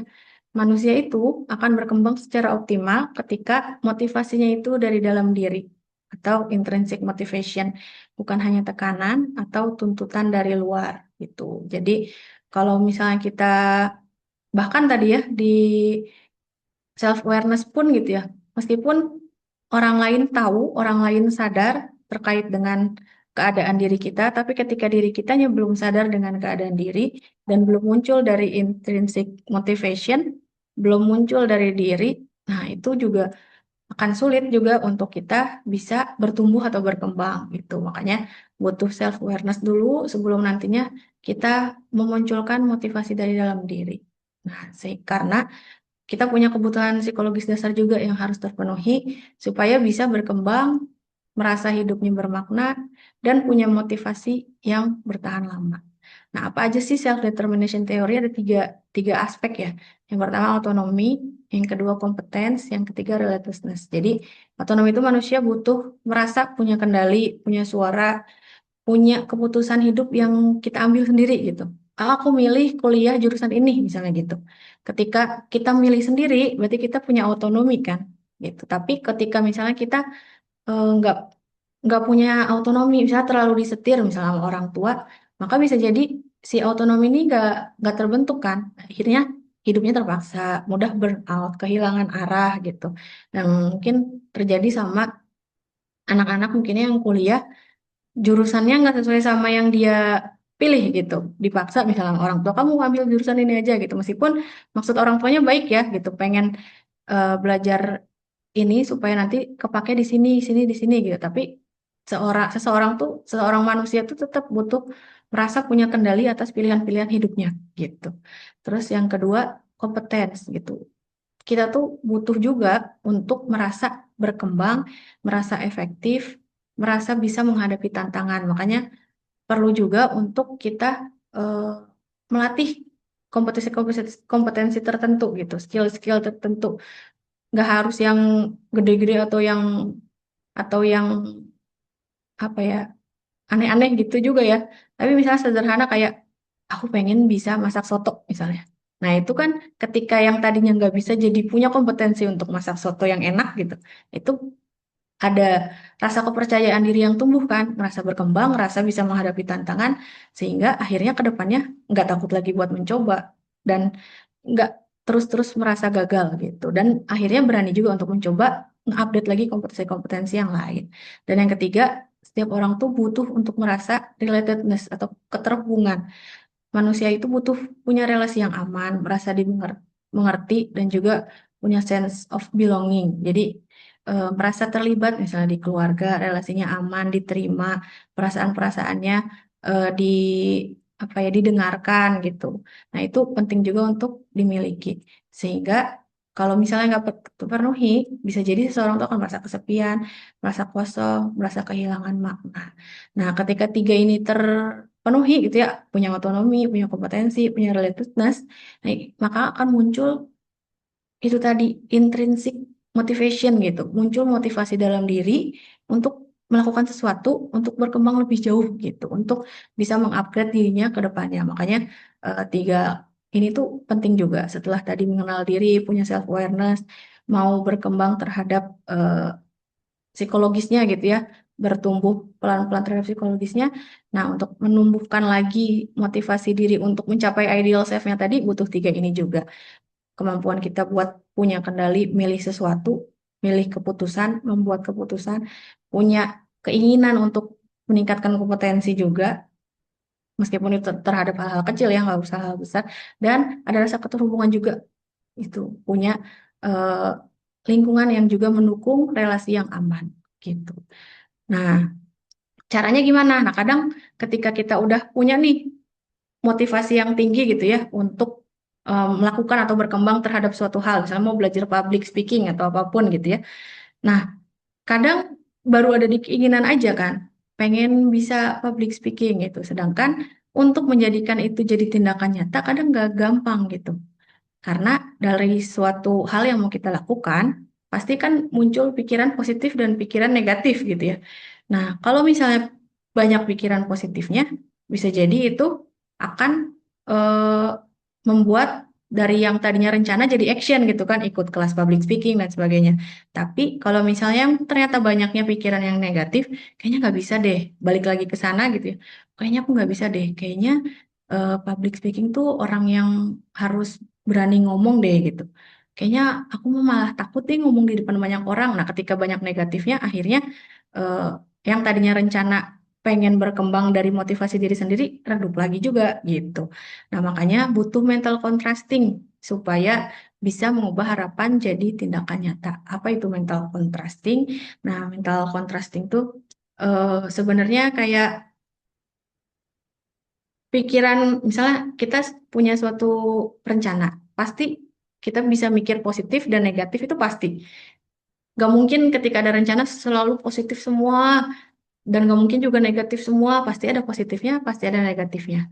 Tapi gimana caranya supaya ketika pun kita memiliki pikiran negatif terhadap sesuatu, kita tetap menjadikan rencana kita jadi tindakan nyata gitu. Gimana caranya supaya si negatifnya itu nggak ngunci kita untuk berhenti bertindak gitu. Nah ini tujuannya mental contrasting. Istilahnya kalau kontras tuh kalau di editing foto gitu ya, kalau kontrasnya dinaikkan kan gitu ya, itu bisa lebih kelihatan kan, lebih jelas objeknya misalnya gitu. Nah fungsinya mental contrasting ini juga gitu untuk bisa melihat suatu rencana kita misalnya atau tujuan kita tuh jadi lebih jelas. Nah, itu dengan mental contrasting. Gimana caranya? Nah, yang pertama tuh wish outcome. Jadi kita harus tentukan dulu apa harapan kita. Bayangkan masa depan yang diinginkan atau apa skill yang pengen dilatih tadi itu ya untuk mengembangkan diri. Ada wish-nya dulu, ada harapannya dulu yang itu tuh kita tanamkan kuat. Terus juga dituliskan outcome-nya. Kalau misalnya harapan itu tercapai, aku akan gimana? Aku akan jadi apa? Misalnya tadi ya, aku pengen bisa belajar public speaking. Outcome-nya apa emang? Kalau aku bisa public speaking, siapa tahu aku bisa jadi MC wedding, misalnya aku bisa ada penghasilan sampingan, misalnya gitu, selain di pekerjaan sehari-hari, misalnya gitu. Nah, tapi dari wish sama outcome ini kan kadang nggak berhenti di situ tadi ya. Ada pikiran positif yang tadi itu aku bisa jadi punya penghasilan tambahan, tapi negatifnya juga pasti kan bisa jadi banyak gitu. Negatif-negatif itulah yang jadi obstacle atau jadi apa ya, hambatan, rintangan yang kalau obstacle-nya ini nggak di mental contrasting, obstacle-nya ini nggak dilawan atau nggak di tackle gitu ya, bisa jadi yang tadinya udah wish outcome-nya gede, udah hilang untuk ngelanjutin ke aksi nyata buat belajar public speaking itu. Nah, maka di mental contrasting itu kita butuh untuk menganalisis atau ngeliat kira-kira negatifnya apa aja gitu. Karena positifnya kan kelihatan di outcome, negatifnya ini kita taruh di obstacle, apa aja ya negatifnya kayak aku nggak bisa deh, kayaknya waktunya tuh nggak ada deh. Aku pagi sampai sore kerja, habis itu pulang di rumah masak segala macam. Kayaknya nggak ada waktu gitu. Nah, obstacle ini di list semuanya, apa aja hambatan-hambatan yang muncul gitu. Bahkan sekecil apapun atau sebesar apapun obstacle-nya dituliskan. Nah, setelah itu kontraskan. Jadi buatkan si negatif-negatif itu jadi plan. Jadi gimana ya supaya mengatasi si tantangan itu. Jadi nggak hanya yang tadinya mungkin dari tantangan atau hambatan yang kita list itu bikin kita jadi nggak yakin atau nggak percaya diri. Nah, tapi si tantangan-tantangan itu kita counter lagi pakai plan. Kalau nggak ada waktu berarti bisanya gimana? Kalau misalnya eh, aku biaya untuk public speaking yang segini kayaknya nggak bisa. Nah, kira-kira plannya gimana? Nah, perlu untuk kita melihat cek realitas saat ini dan hambatan yang ada dan dibuat plannya itu di mental contrasting gitu supaya bisa jadi aksi nyata. Dan yang perlu disiapkan juga sambil kita mental contrasting mau growth di mana. Nah, perlu disiapkan juga kapasitasnya. Kita siap nggak untuk menerima ilmu baru, misalnya. Kita siap nggak untuk menerima perspektif baru, point of view baru. Kita siapkan kapasitas dalam diri kita. Misalnya kayak kita kosongin dulu gelasnya supaya bisa menerima apa yang bisa masuk. Dan yang paling penting juga butuh support untuk kita bisa tetap bertumbuh gitu. Orang-orang terdekat terutama orang tua ataupun istri, suami atau anak-anak butuh support untuk mendukung satu sama lain karena kan bertumbuh ini nggak hanya tentang diri tapi juga kalau yang sudah berkeluarga tentang keluarganya. Jadi saling support gimana kita mensupport self developmentnya anak, gimana anak juga nanti mensupport developmentnya orang tua. Jadi jadi keluarga yang sama-sama bertumbuh, support di pertumbuhannya masing-masing gitu.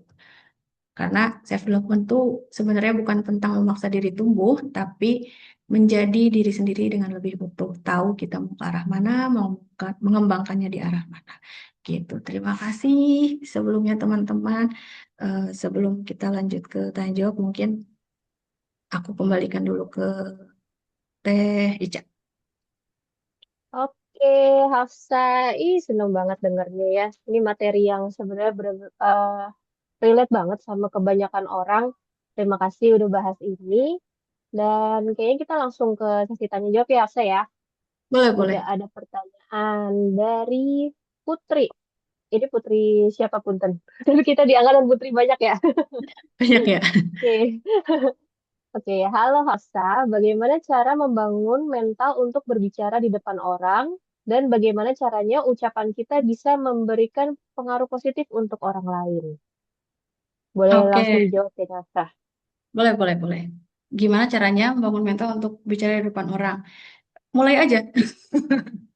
Karena gini, ketika kita udah berpikir buat aku mau nih, berarti kan ada keinginan ya untuk gimana caranya bisa membangun mental untuk berbicara di depan orang lain gitu.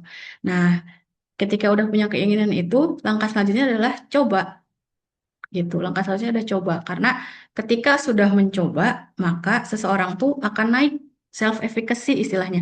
Akan naik self efficacy-nya tuh beribu-ribu kali lipat gitu. Jadi self efficacy itu akan tumbuh, akan muncul ketika kita udah nyoba gitu. Tapi ketika misalnya sebelum nyoba kita muncul rasa takut atau muncul rasa khawatir itu wajar. Gak apa-apa. Karena kan ada ini juga ya, istilahnya kalau berbicara di depan orang apalagi banyak, ada istilah demam panggung juga kan. Nah demam panggung itu juga valid dan itu juga bisa terjadi, nggak apa-apa. Tapi yang penting gimana caranya kita mengatasi meskipun demam panggung, eh, kita tetap bisa maju gitu, mengatasi apa yang ada dikhawatirkan. Nah, sebenarnya kan khawatir itu kan ketika kita mikirin tentang masa depan kan, dan itu belum terjadi gitu. Nah, maka ketika misalnya mau ngomong di depan orang, pilihannya ada dua. Kan untuk ngomong di depan orang pasti hal baik dong gitu. Maksudnya eh, tentang kebaikan dong, nggak mungkin kita campaign atau ngomong di depan orang tentang keburukan kan, nggak mungkin. Pasti kita ketika ngobrol atau campaign ke orang lain pasti sesuatu yang baik ya, apapun itu. Misalnya entah ke guru atau rekan kerja atau ke anak murid atau ke anak atau ke siapapun gitu ya. Arisan RT mungkin ya, ngobrol ke ibu-ibu yang lain gitu. Nah, itu kan pasti eh, hal-hal yang tujuannya baik. Nah, ketika kita tahu tujuannya baik, maka eh, takutnya kan takut grogi atau takut dikomentari misalnya. Nah, tapi takut itu kan ada di masa depan. Caranya adalah ajak diri ke here and now. Here and now tuh ajak diri ke sekarang. Sekarang gimana? Sekarang aku belum ngomong, tapi aku pengen ngomong A, B, C, D misalnya gitu. Nah, kita lihat si A, B, C, D ini, kalau kita omongin, itu akan berpengaruh apa ke orang lain. Nah, biasanya ketika aku mikir gitu ya, contohnya ini aja gitu. Aku habis bikin materi ini nih sebelumnya. Aku kayaknya belum pede deh buat nyampein materi ini. Bisa nggak ya? Relate nggak ya? Eh, Diterima nggak ya nanti materinya? Terus nanti bermanfaat nggak ya? Kan khawatirnya ke arah situ gitu. Tapi ketika aku lihat materinya, oh ini sebenarnya materi yang bagus gitu. Materi yang perlu mungkin diketahui sama orang lain gitu. Maka ketika aku akhirnya punya pikiran tentang oh yang mau aku sampaikan itu benar, bagus dan bisa eh, mungkin bisa berpengaruh positif juga ke orang lain, maka aku sampaikan. Terlepas dari aku deg-degannya gimana atau terlepas dari mungkin nanti ada yang ngomongin, "Ih, kenapa Hafsa nyampainya gitu?" Nah, itu udah bukan lagi sesuatu yang besar karena yang besarnya adalah oh yang mau aku sampaikan bagus dan itu bermanfaat gitu. Itu yang akhirnya ngebuat kita bisa eh, yang penting pertama pastiin dulu yang mau disampaikan bermanfaat. Nah, ketika udah bermanfaat yang disampaikan itu sampaikan aja dulu gitu. Terlepas nanti gimana eh, orang lain akan menanggapinya gitu atau orang lain akan mengomentarinya itu nanti urusan belakangan gitu. Karena ketika yang disampaikan bagus biasanya orang lain juga akan menerimanya dengan baik juga gitu. Oke. Artinya Gimana? kalau kayak apa? Yakin dengan sesuatu yang kita sampaikan itu bagus kan sesuatu yang bisa kita kontrol ya, tapi reaksi orang itu kan Mm-mm. kita nggak bisa kontrol ya. Mm-mm, mm-mm, betul. Iya. Nah, reaksi orang yang nggak bisa kita kontrol. Tapi kita bisa kontrol reaksi kita lagi. Jadi kalaupun misalnya kita ngomong udah nyampein sesuatu itu ternyata orang lain responnya negatif. Nah, kita juga bisa merespon lagi itu kan. Merespon dengan baik lagi gitu. Oh, ternyata disalahpahami nih. Kita bisa bersuara lagi juga sebenarnya. Oh, maaf maksud aku nggak gitu, maksud aku tuh gini gini gini gini gini. Nah gitu. Dan sebenarnya nggak apa-apa banget buat kita tetap bisa bersuara karena itu lebih baik daripada mendem sebenarnya. Karena kalau mendem efeknya juga ke asam lambung gitu kan. Nah itu tuh yang mungkin eh, baiknya nggak apa-apa diomongin. Gitu Putri. Semoga menjawab. Oke, terima kasih. Halo. Nah, pertanyaan, aduh ada krusial. Jadi, pertanyaan kedua nih ceritanya agak padat nih dari Nike ya. Aku coba Iya, rangkum, Hafsah mungkin sambil baca secara lengkap iya, ya. Jadi Nike di sini bercerita bahwa Nike punya insecurity dan sudah berkonsultasi dengan psikolog. Disarankan untuk belajar self love atau menerima diri sendiri. Tapi Nike takut salah langkah, akhirnya jadi terlalu mencintai diri sendiri atau jadi terlalu egois. Nah, di sini Nike tanya bagaimana caranya mencintai diri sendiri yang sehat dan benar khususnya dalam perspektif Islam, kemudian bisa menerima kekurangan diri tanpa kehilangan semangat, serta membangun rasa self-worth yang baik tanpa bergantung pada validasi manusia, tapi juga tidak terlalu sombong. Nah, mungkin Hafsa bisa kasih nasihatnya kata Niki. oke, Ke Niki. oke. Monggo Mungkin Hafsa. mungkin yang ininya aja ya, secara umum aja ya, gambaran besar. Nanti mah kalau misalnya memang butuh pendampingan, chat aku aja nih ke. Nanti aku temenin di WA mungkin kalau mau konseling lebih dalam. Nah, tapi aku coba jawab dulu ya 3 pertanyaan ini. Gimana sebenarnya cara mencintai diri yang sehat dan benar, khususnya dalam perspektif Islam? Nah, caranya adalah dengan ngelihat dulu kira-kira diri kita tuh punya hak dan kewajiban apa aja gitu. Karena eh, mencintai diri itu adalah salah satu contoh paling sederhananya kita menunaikan kewajiban kita dan berusaha untuk memberikan hak-hak kepada diri kita gitu. Jadi ketika kan banyak orang fokusnya ke kewajiban terus kan kadang gitu. Kalau nggak misalnya fokusnya ke kewajiban, akhirnya eh, lupa sama hak-hak diri gitu. Bahkan sesederhana kayak hak buat istirahat gitu. Kadang suka terabaikan kan gitu. Nah, salah satu cara mencintai diri itu ya dimulai dari hal-hal sederhana aja. Dan sebenarnya kadang yang bikin jadi overwhelm gitu ya buat diri kita adalah ketika kita harus mencintai diri, kita kepikiran langsung banyak. Kayak oh kayaknya aku kurang kurang istirahat dari yang kelihatan-kelihatan dulu kok kurang istirahat, kurang merawat diri, misalnya kurang ini itu apalagi kalau misalnya sudah berkeluarga, kadang ngelihat mungkin yang udah berkeluarga ngelihat istri atau suami atau anak-anak juga udah langsung kepikiran banyak kan gitu. Akhirnya ke arah mencintai dirinya juga bisa jadi terabaikan lagi itu. Tapi nggak apa-apa mulai dari hal-hal yang kecil atau sederhana dan yang kepikiran saat itu gitu. Kalau untuk mencintai diri ya, yang kepikiran sederhana saat itu kayaknya sesederhana kayak, aku kayaknya bulan ini misalnya, bulan ini aku belum belum beli belum belanja lah misalnya gitu. Bulan ini aku belum belanja, tapi kayaknya aku pengen beli eh, skincare yang ini gitu. Beli aja, karena kan itu masuk dari mencintai diri juga. Skincare-nya kan buat ngerawat diri juga, buat jadi kulit sehat misalnya gitu. Terus eh, buat bisa jadi lebih apa ya namanya, hmm, lebih bisa ngerasa minimal buat dirinya sendiri, oh aku kayaknya nyaman kalau misalnya aku tuh tampil dengan segar gitu. Nah dari situ juga nggak apa-apa mencintai diri dari hal-hal yang sederhana dulu dan dari hal yang kecil-kecil dulu gitu. Kalau aku waktu itu juga pernah sama 2 tahun yang lalu kalau nggak salah. 2 tahun yang lalu tuh aku lagi di kondisi yang nggak baik-baik aja juga, lagi nggak baik-baik aja. Terus eh, yang sadar bukan aku, yang sadar orang lain. Kalau aku lagi nggak baik-baik aja. Terus akhirnya, tapi waktu itu alhamdulillah ya udah kerja di Sintesa ya. Jadi memang lingkungan tuh peka sama kesehatan mental gitu. Jadi ketika ngelihat ada yang nggak baik-baik itu langsung ketahuan gitu. Padahal aku ngerasa aku biasa aja gitu. Ternyata emang bener nggak baik-baik aja. Dipanggil diajak ngobrol, ternyata emang nggak baik-baik aja. Dan eh, saat itu sama PR-nya.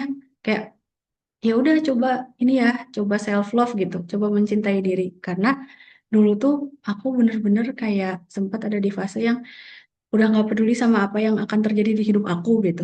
Udah sampai, udah aku nggak peduli apa yang terjadi di hidup aku, nggak apa-apa, eh, nggak jadi apa-apa pun nggak apa-apa gitu. Padahal sebenarnya diri kita kan sebenarnya diciptakan untuk, ya kalau tiap manusia diciptakan sebagai khalifah di muka bumi ya pasti ada perannya, pasti ada manfaatnya buat orang lain gitu. Nah tapi itu tuh nggak kelihatan ketika kita lagi ada di kondisi yang nggak baik-baik aja gitu. Tapi itu nggak apa-apa. Nah salah satunya ya disuruh buat self love itu. Nah akhirnya self love dari mana? Dari yang kelihatan aja saat itu. Kayak misalnya aku udah di depan meja siang-siang, terus abis kerja, kayaknya aku capek. Aku dengerin bisikan itu gitu. Biasanya kan kayak aku capek tapi ini kerjaan belum beres, aku kerjain terus kan. Kayaknya aku capek. Akhirnya aku berhenti dulu, ngambil minum dulu, ngapain dulu gitu ya. Makanya sekarang kalau di kantor tuh awalnya nggak ada apa-apa ya, biasa kantor pada umumnya.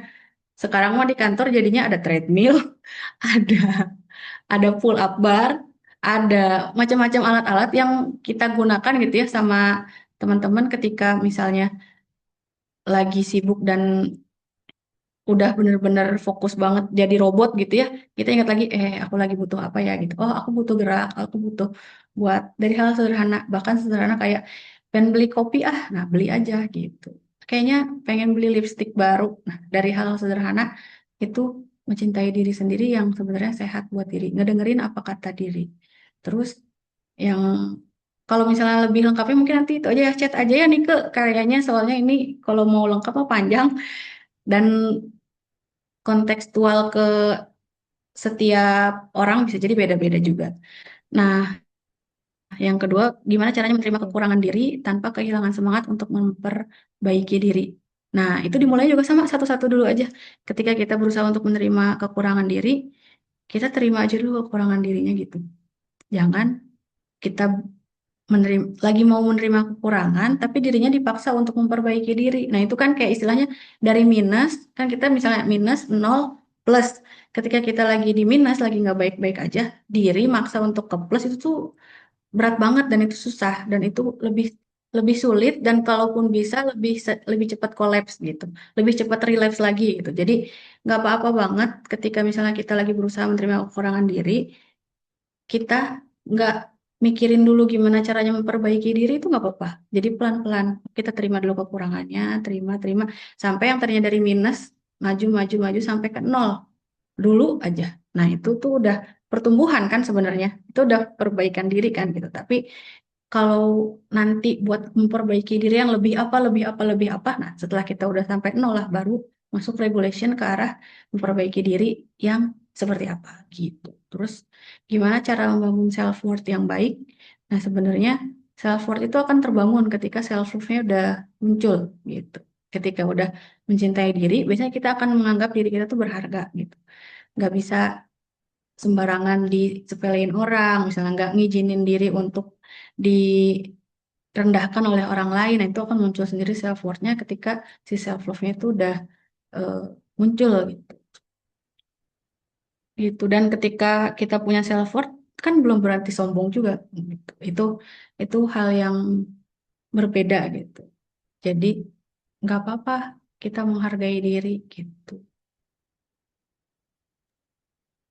Oke, pertanyaannya banyak nih sebenarnya ya, Asa ya. Cuman kayaknya Iya, aku mau seru ya. bacain satu lagi yang pendek Iya, ya. boleh. Dan Iya, dan dan sekali lagi teman-teman, Hafsa tadi bilang Hafsa nerima konseling ya buat boleh, teman-teman boleh. semua. Boleh. Jadi kalau misalnya nanti mau ngobrol, mungkin langsung chat Hafsa lewat Mm-mm. Japri, bisa ya Hafsa ya? Bisa chat aja, tapi kalau di jam kerja aku disclaimer dulu ya. Mungkin kalau di jam kerja aku nggak fast respon, tapi pasti aku balas Oke. gitu. Oke, ini satu lagi nih dari Ian. Ini kayaknya dirasakan banget nih sama semuanya. Semakin menjadi dewasa, umur kita sekarang kok relasi sosial kita berkurang ya. Ian yang lebih ekstrovert dulu waktu semakbo, kenapa jadi lebih introvert? Gimana Hafsah? Oke, sebenarnya wajar sih karena semakin kita dewasa, hubungan kita tuh udah nggak meluas lagi, tapi mendalam gitu. Jadi udah nggak nyari banyak lagi eh, circle istilahnya gitu, tapi mendalam. Gimana caranya hubungan sama seseorang tuh lebih deep, lebih mendalam, lebih concern ke suatu bidang gitu. Karena sebenarnya ketika kita nyari teman ekstrovert yang benar-benar nyari teman baru apa segala macam itu kan di fase remaja sebenarnya, pencarian identitas kan. Nyari di adolescence tuh nyari nyari jati diri gitu. Itu waktunya kita buat explore ke banyak banget komunitas misalnya kayak gitu. Tapi kalau misalnya di zaman sekarang ini, zaman sekarang udah kayak lama banget hidup di dewasa ini ya, apalagi udah lebih dari 30 ke atas gitu. Emang wajar, pasti relasi sosial yang deep makin sedikit gitu. Dan nggak apa-apa, yang penting yang deep itu dijaga supaya kualitas kualitas pertemanannya tuh tetap meaningful, tetap full gitu. Itu wajar sih. Karena biasanya memang sudah sibuk dengan kehidupan masing-masing kan. Yang penting tetap kontribusinya di bidang yang memang sedang ditempuh. Saya kerja di mana, fokus di situ. Itu cukup untuk mendalam kalau di dewasa ini mah. Cuman pasti kerasa ya sama Ian yang dulu ekstrovert, sekarang jadi kerasanya kayak introvert. Apalagi yang udah introvert ya, makin Iya, mendem aja kayaknya. iya bener. Tapi nggak apa-apa, itu wajar kok. Oke deh, nice nice. Jadi, oke sekali lagi teman-teman, sorry, nggak kayaknya waktunya udah terlalu malam, tapi semua pertanyaannya udah aku catat dan nanti pasti Hafsa juga akan bantu jawab Iya, di grup chat di mungkin grup atau aja di WhatsApp dioper ke nanti. grup. Mm. Boleh boleh. Nah, sekarang untuk penutup nih, sebelum kita tutup, mungkin teman-teman bisa on cam semuanya biar kita bisa foto bareng buat Ayo, kenang-kenangan nih di sesi perdana Chef Talk. iya, makasih ya teman-teman udah mau Ya, hadir. seneng Meskipun banget ya, sudah lama rame nggak dan ketemu. Pak Asad bisa dikondisikan buat fotonya Pak Asad.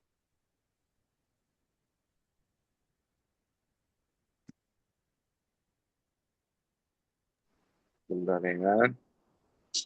Bahwa Bapak Ibu sehat. Alhamdulillah, Alhamdulillah. sehat semua. Alhamdulillah.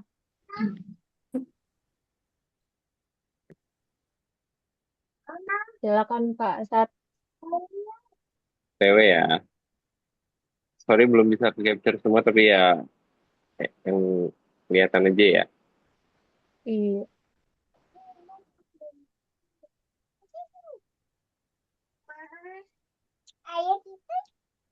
Oke, cukup. Udah, nggak ada gaya apa-apa ini.